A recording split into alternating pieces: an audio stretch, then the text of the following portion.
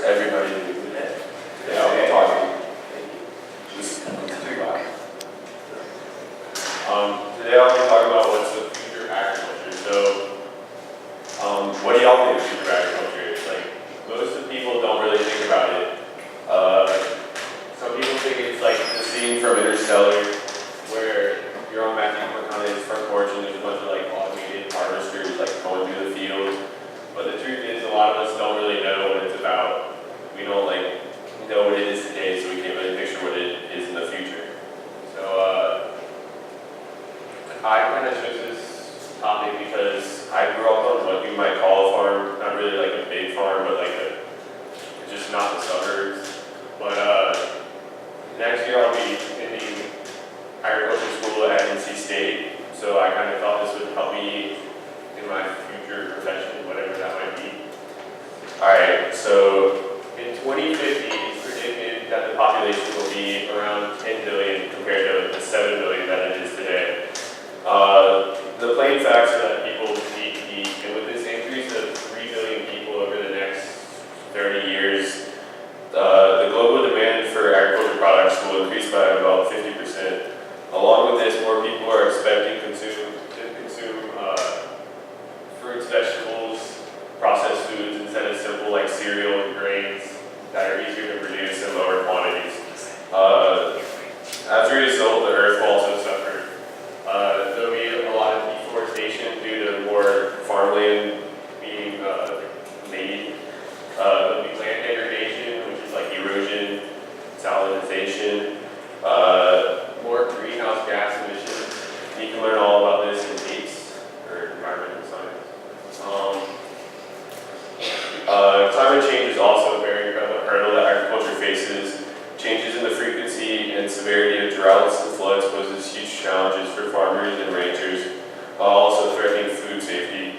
And honestly, there's some point in time in the future where there's not going to be enough food to support the population. So we need to make it last as long as possible.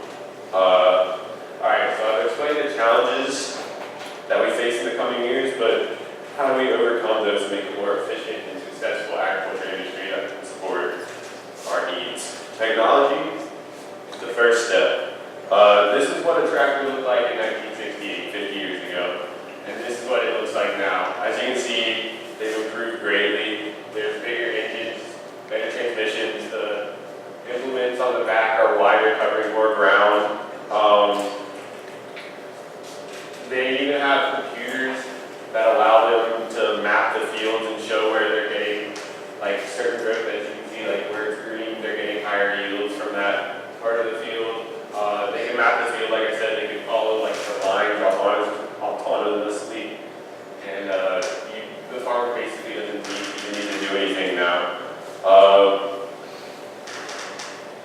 But there's also new technology coming out. In late 2016, Case IH launched this, which is called, they call it the autonomous concept vehicle, which is a completely autonomous tractor that requires no human input except from a tablet.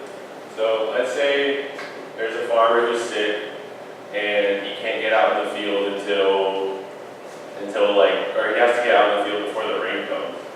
So, but he's sick, so he can't get out there. So he can sit in his house, sit in his bed, and control his tractor from his bed using its like camera radar, its GPS, and basically use his last chance that he has to get in the field before his crops are ruined to say fertilize it.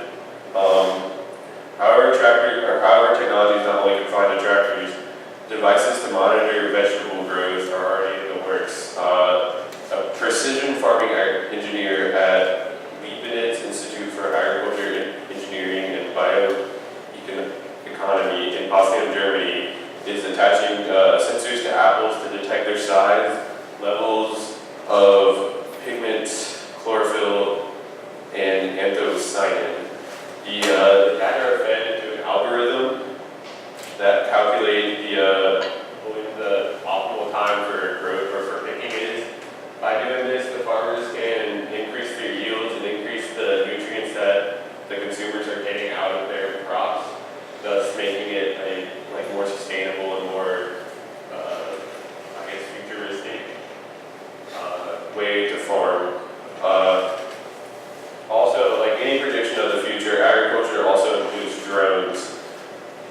United Nations predicts that between 20 and 40% of global crop yields are lost to pest or disease, despite the application of more than 2 million tons of pesticide. And also, today's society is demanding more organic crops that don't contain pesticides or herbicides. So some engineers have come up with the idea of a drone, or a fleet of drones this fleet of drones will wake up or take off before the farmer wakes up and survey the field, trying to find any specific areas that have like herbicide growth or weed growth or pests in them, so that the farmer can go out that day and specifically spray that area. But some engineers are taking it a step further by adding sprayers onto their drones. So imagine they'll fly out, find whatever's messing with the crops, and then they'll precision spray it. And they've even come up with a laser that can precision spray like weeds or pests.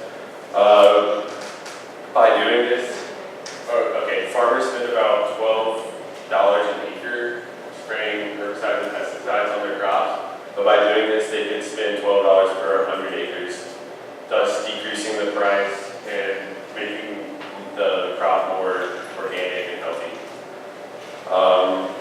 This translates into like cheaper products, like I said. Beyond technology, it is also important to be observant in the environmental side of farms in the future. Making them sustainable by practicing certain techniques that preserve the productivity will be a key factor in the future. Certain concepts like rotating crops, which basically means planting a different crop in a field every season, that will increase yields and decrease chemical use.